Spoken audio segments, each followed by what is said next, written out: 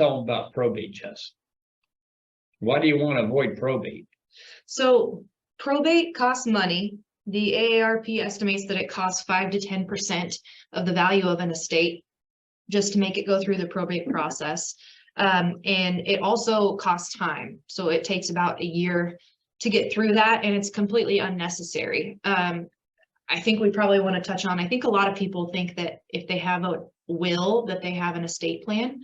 But if you have a will is just a letter to the probate court saying who you want to get what, basically. And so if you have a will, you're already in probate, and it's costing your beneficiaries money and time.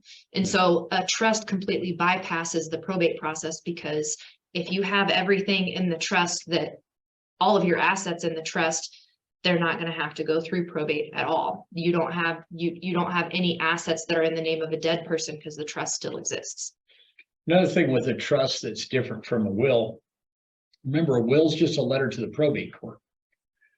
Trusts are much more difficult to contest than going through probate, because probate is a public court process that after it's over, all the results of the probate are public information that anyone can see. Your trust is private and basically controlled by your successor trustee.